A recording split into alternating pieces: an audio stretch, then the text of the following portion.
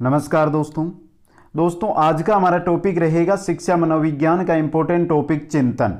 Important topic है दोस्तों, और इस वीडियो के अंदर हम 15% देखेंगे जो एग्जामों के अंदर चिंतन टॉपिक से अभी तक पूछे गए हैं। दोस्तों सभी एग्जामों को मिलाकर जो 15 क्वेश्चन मेरे को मिले हैं वो आपके सामने में रखने का यहाँ पर प्रयास करूंगा। इससे पहले दोस्तों मैं आप सभी को एक जानकारी देना चाहता हूं कि चिंतन होता क्या है, चिंतन के प्रकार कौन कौन से होते हैं। साधारण सा क्वेश्चन आता है इन्हीं से, तो वो एक नॉर्मल सी जानकारी आपके सामने में सबसे पहले रख देना चाहता हूं। दोस्तों हम बात कर रहे हैं चिंतन की। सबसे बड़ी बात आ जाती है कि चिंतन कहाँ किसे जाता है।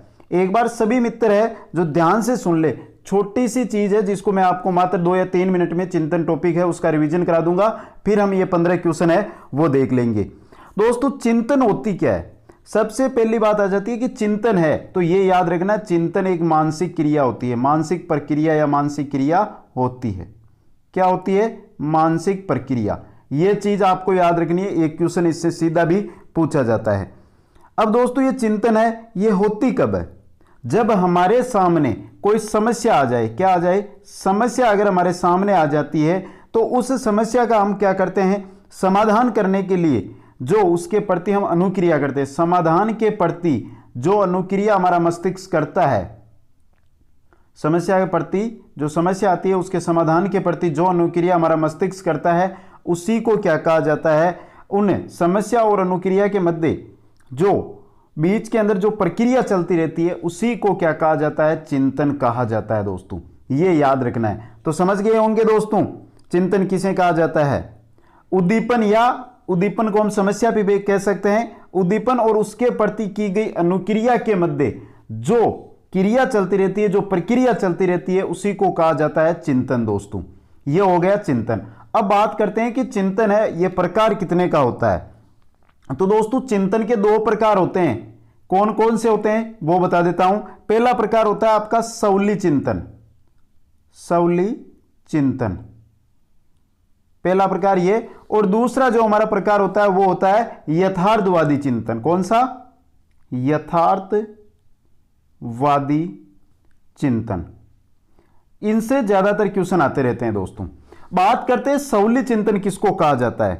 दोस्तों सौली चिंतन के अंदर जो व्यक्ति होता है वो काल्पनिक विचारों और इच्छाओं की अभिव्यक्ति करता है। जो काल्पनिक विचार होते हैं जैसे हमारे सौपन है, सौपन चित्तर है, ये सभी क्या है? सौली चिंतन है। जैसे आप अभी पढ़ाई कर रहे हैं कि मैं पढ़ाई करके फिर आगे हैं जो 3rd ग्रेड का या 2nd ग्रेड का या 1st ग्रेड का टीचर बनूंगा, फिर उसके बाद मैं और मेहनत करूंगा और मैं एक अफसर बनूंगा, यह आपके मन में चलता रहता है। तो ये एक सौली चिंतन का उदाहरण होता है। दोस्तों ये कौन सा हो गया? सौली चिंतन। अब बात करते हैं कि यथार्थवादी चिंतन किसको कहा जाता है।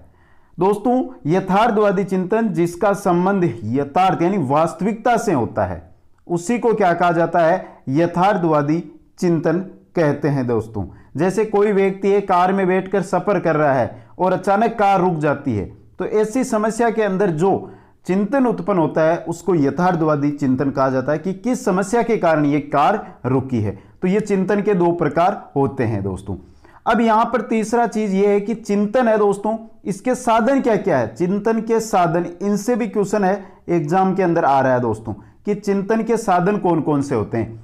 तो चिंतन के 4 साधन बताए हैं दोस्तों, आपको नाम बता देता हूं मैं। प्रतिमा, पहला है प्रतिमा, दूसरा है भाषा, पहला प्रतिमा, दूसरा भाषा, तीसरा संपर्ते और चौथा होता है आपका प्रतिज्ञप्ति। प्रतिज्ञप्ति, ये 4 इसके साधन होते हैं। चिंतन के 4 साधन हमारे सामने हैं। तो ये दोस्तों छोटा सा टॉपिक है, बड़ा टॉपिक भी नहीं है। और रीट जो साथी रीट की तैयारी कर रहे हैं उनके लिए सिलेबस के अंदर इस बार जोड़ा गया टॉपिक है, इंपॉर्टेंट टॉपिक है, नया टॉपिक है इस बार। तो रीट के अंदर एक क्वेश्चन इससे फिक्स है कि आना ही है दोस्तों। तो ध्यान से इस टॉपिक को अब है आगे हम क्वेश्चनों के माध्यम से कंप्लीट करेंगे। दोस्तों चलते हैं दोस्तों क्वेश्चनों की ओर। पहला क्वेश्चन आपकी स्क्रीन पे मैं लेकर आता हूं। क्वेश्चन है, निम्न में से कौन चिंतन में हमेशा सम्मिलित नहीं होता है? इनमें से चिंतन के अंदर कौन सम्मिलित नहीं होता है? तो चिंतन है दोस्तों, चिंतन है जो प्रतिमा, प्रतीक, संप्रत्यय, नियम या अन्य कोई मध्यस्थ इकाइयां हैं उनका जो मानसिक जोड़ तोड़ होता है उसी को हमने चिंतन कहा था। तो इनमें से चिंतन कौन शामिल नहीं है? भाषा, संप्रत्यय, प्रतिमा या प्रतीक। संप्रतित चिंतन में शामिल है, प्रतिमा चिंतन में शामिल है, प्रतीक चिंतन में शामिल है, जबकि भाषा है जो चिंतन के अंदर शामिल नहीं है। आपका ऑप्शन ए यहां पे क्या रहेगा मित्रों, सही रहेगा। नेक्स्ट क्वेश्चन में चलते हैं। निम्नांकित में से कौन यथार्थवादी चिंतन का उदाहरण नहीं है? इनमें से यथार्थवादी चिंतन कौन सा नहीं है दोस्तों? तो दोस्तों मैंने आपको बताया था यथार्थवादी चिंतन जो वास्तविकता से जुड़ा हुआ होता है। जैसे हमने कार में बैठकर चल रहे और कार रुक जाती है, तो वहां पर कौन सा चिंतन होगा? यथार्थवादी चिंतन होगा। दोस्तों यथार्थवादी चिंतन को 3 भागों के अंदर बांटा जाता है। कौन कौन से भाग है उन तीनों के बता देता हूं। पहला है आपका अभिसारी चिंतन। कौन सा है? अभिसारी चिंतन। दूसरा है सृजनात्मक चिंतन, सृजनात्मक चिंतन। और तीसरा चिंतन होता है आलोचनात्मक चिंतन। कौन सा होता है? आलोचनात्मक चिंतन। ये 3 प्रकार होते हैं यथार्थवादी चिंतन के दोस्तों। तो यहां पर ऑप्शन को देख लीजिए दोस्तों। अभिसारी है जो यथार्थवादी का प्रकार है, सृजनात्मक यथार्थवादी का प्रकार है, और आलोचनात्मक भी इसका प्रकार है। लेकिन सवली चिंतन, ये तो जो आपके चिंतन है उसका प्रकार है दोस्तों, यथार्थवादी का प्रकार नहीं है। तो चिंतन 2 प्रकार के होते हैं, एक तो सवली चिंतन और एक यथार्थवादी चिंतन। तो आपका यहां पे सही ऑप्शन है जो सही हो जाएगा। नेक्स्ट क्वेश्चन में चलते हैं। श्याम प्रत्येक वस्तु को उसके गुण दोषों के बारे में चिंतन करने के पश्चात ही खरीदता है। यह उदाहरण है अपसारी चिंतन का, जटिल चिंतन का, सवली चिंतन का या आलोचनात्मक चिंतन का। श्याम है जो प्रत्येक वस्तु है उसके गुण और दोष, दोस्तों उसके सामने जो वस्तु है, दुकान के अंदर वस्तु है, उसको वो पहले ही अनुमान लगा रहा है कि इसके क्या गुण हो सकते हैं, क्या दोष हो सकते हैं। तो ये तो किससे संबंधित हो गया है? सवली चिंतन से संबंधित। ऑप्शन स आपका यहां पे क्या हो जाएगा? सही हो जाएगा। क्योंकि जो वस्तु आपके सामने है, दुकान के अंदर है, आप बाहर खड़े हैं और उसको लेना चाहते हैं, लेकिन उसके पहले से ही आप सौपन बना रहे हो कि हाँ हमारे ये इस काम आ सकती है, इसके अंदर ये दोष भी हो सकता है, तो क्या हो जाता है? सवली चिंतन। नेक्स्ट क्वेश्चन में चलते हैं दोस्तों। नेक्स्ट है आपका, यदि राम से कहा जाए कि 10 में से 4 घटाने पर क्या उत्तर आएगा? राम इस समस्या को हल करने के लिए चिंतन का सहारा लेगा। अपसारी चिंतन का, जटिल चिंतन का, सवली चिंतन का या आलोचनात्मक चिंतन का। किस चिंतन का सहारा लेगा दोस्तों? तो दोस्तों क्या कहा गया है? कहा क्या गया है? राम से कहा गया है कि 10 में से आपको 4 को घटाना है। तो इस समय जो राम चिंतन करेगा दोस्तों वो होगा आपका अपसारी चिंतन, यथार्थवादी चिंतन से संबंधित है। ऑप्शन ए आपका सही रहेगा। नेक्स्ट क्वेश्चन में चलते हैं दोस्तों। श्लाघात्मक चिंतन कहा जाता है। श्लाघात्मक चिंतन किसको कहा जाता है? अभिसारी चिंतन को, सृजनात्मक चिंतन को, आलोचनात्मक चिंतन को या यथार्थवादी चिंतन को? श्लाघात्मक चिंतन है वो किसको कहा जाता है मित्रों? गात यानी आलोचना। ऑप्शन से आपका सही रहेगा। आलोचनात्मक जो चिंतन होता है दोस्तों इसको श्लाघात्मक चिंतन भी कहा जाता है। आगे चलते हैं नेक्स्ट क्वेश्चन की ओर। नेक्स्ट है, चिंतन मुख्यतः कितने प्रकार का होता है? चिंतन है वो मुख्यतः कितने प्रकार का होता है? ये सभी क्वेश्चन है ना मित्रों, 15, 16 या 17 क्वेश्चन रहेंगे इस वीडियो में। ये सभी क्वेश्चन एग्जामों में आए हुए हैं और इनसे बाहर कोई क्वेश्चन नहीं है। सभी पेपरों को उठाकर मैंने देख लिया है। यहां पर पूछा है कि चिंतन के मुख्यतः कितने प्रकार होते हैं। तो चिंतन के कितने प्रकार होते हैं? 5, 3, 2 या 4। बात हो रही है चिंतन की। तो मित्रों हमने पढ़ा था कि चिंतन है उसके कितने प्रकार होते हैं दोस्तों? 2 भागों में चिंतन को बांटा गया था। कौन से थे 2 भाग दोस्तों? एक था आपका सवली चिंतन और दूसरा था यथार्थवादी चिंतन। तो ऑप्शन आपका सही यहां पे क्या हो जाएगा? सही हो जाएगा। नेक्स्ट क्वेश्चन में चलते हैं। भाषा की एक व्यवस्था है जिसका उपयोग हम एक दूसरे से संचार के समय करते हैं। पूछा क्या है कि भाषा किसकी? चिंतन की, प्रतीकों की, तर्कना की या कोई नहीं? भाषा होती है दोस्तों वो एक प्रतीकों की व्यवस्था होती है। किसकी होती है? प्रतीकों की व्यवस्था होती है जिसका हम उपयोग एक दूसरे से संचार के समय करते हैं। नेक्स्ट क्वेश्चन में चलते हैं। धर्मवीर जी प्रत्येक टॉपिक के गुण और दोष के बारे में चिंतन करके बाद में ग्रुप में डालते हैं। किस चिंतन का उदाहरण है? अभिसारी चिंतन, अपसारी चिंतन, सवली चिंतन या सृजनात्मक चिंतन? धर्मवीर जी है उनके सामने जो टॉपिक है उसके बारे में वो क्या करते हैं, आप ऐसे समझो कि व्हाट्सएप ग्रुप के अंदर वो टॉपिक वाइज डाल रहे हैं, तो वो सबसे पहले जिस टॉपिक को डालना है उसके बारे में सभी छात्रों के बारे में ये चिंतन करते हैं कि इसका छात्रों पर क्या गुण आएंगे, इससे इसमें क्या दोष जा सकता है। तो ये क्या हो गया, एक सौली चिंतन हो गया है। ऑप्शन है आपका सही रहेगा। नेक्स्ट क्वेश्चन में चलते हैं। चिंतन में संप्रतियों, प्रतिज्ञाप्ति तथा प्रतिमाओं का मानसिक जोड़ तोड़ होता है। यह कथन किसका है? क्या कहा गया दोस्तों, फिर देखो एक बार। चिंतन के अंदर संप्रतियों, प्रतिज्ञाप्ति, प्रतिमानों का मानसिक जोड़ तोड़ होता है। यह कथन किसका है मित्रों? बेरोन का, सिल्वरमैन का, सेट्रोक का या मेटलिन का?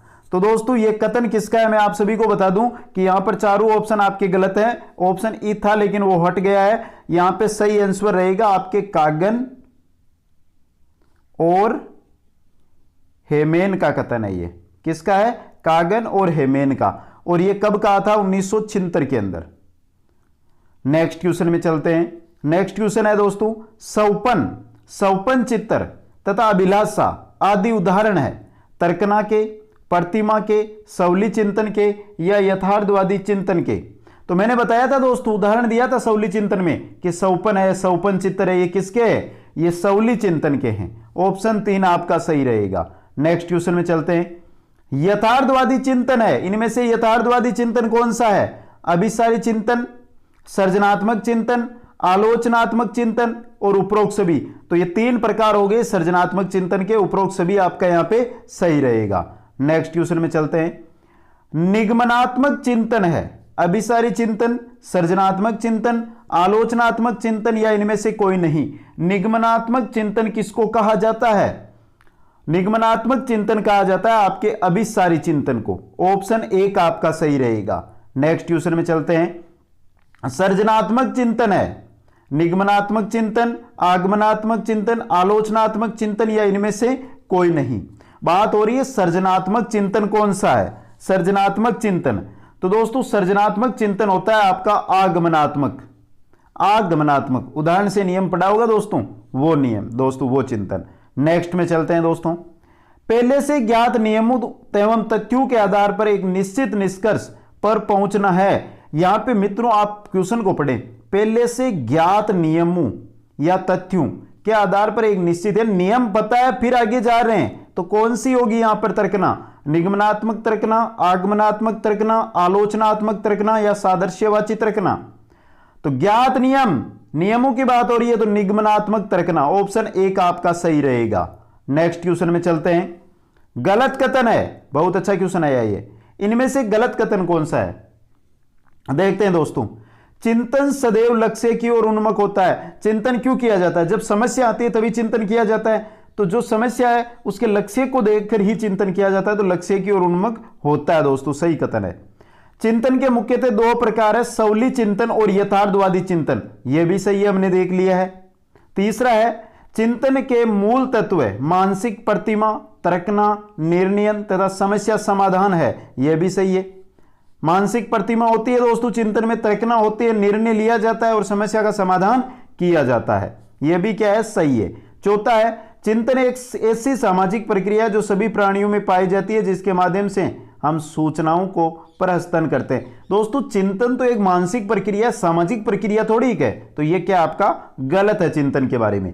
ऑप्शन नंबर 4 आपका यहां पे क्या हो जाएगा? सही हो जाएगा। नेक्स्ट क्वेश्चन में चलते हैं। अनुभूतियों की कुछ खास विशेषताओं को मानसिक रूप से अलग करने की सामर्थ्य को कहा जाता है। अनुभूतियों की कुछ खास जो विशेषताएं हैं उनको मानसिक रूप से अलग करने की सामर्थ्य, जो अलग करने का सामर्थ्य होता है उसको क्या कहा जाता है? चिंतन, प्रतिमा, तर्कना, समस्या समाधान। उसको प्रतिमा कहा जाता है दोस्तों। ऑप्शन नंबर 2 आपका यहां पे सही रहेगा। और चलते हैं दोस्तों अंतिम क्वेश्चन की ओर। अंतिम क्वेश्चन रहेगा आपके भाषा से रिलेटेड। वह साधन जिसके द्वारा अर्थ व भाव का लोगों के बीच संप्रेषण होता है वह भाषा होती है दोस्तों आपकी। ऑप्शन ए आपका यहां पे सही रहेगा। तो दोस्तों यहां पर हमने 17 क्वेश्चन देखे थे, वो चिंतन के थे। एक बार सभी मित्रों से मैं कमेंट करना चाहूंगा कि कमेंट करके आप बता दो कि ये 17 क्वेश्चन आपको कैसे लगे। अगर अच्छे लगे और अगर आपको चिंतन टॉपिक है, अगर आपकी इच्छा है कि सर एक बार इसको डिटेल के अंदर समझा दीजिए, इसके नोट्स भी हम बना लेंगे जिस प्रकार बाकी साइकोलॉजी के हमने बनाए हैं, तो वो भी वीडियो अगर आपकी इच्छा होगी तो कमेंट करके बता देना, लेकर आ जाऊंगा। और 17 क्वेश्चन में से आपने कितने सही किए हैं ये भी जरूर बताना। मित्रों वीडियो बहुत अच्छा है, रीट के साथी है, उनके लिए नया टॉपिक है, तो हर एक रीट के साथी तक ये वीडियो पहुंचाने का कार्य किसका रहेगा, आपका रहेगा। अधिक से अधिक मित्रों शेयर करना। आप सभी को बहुत बहुत धन्यवाद। जय हिंद, जय भारत।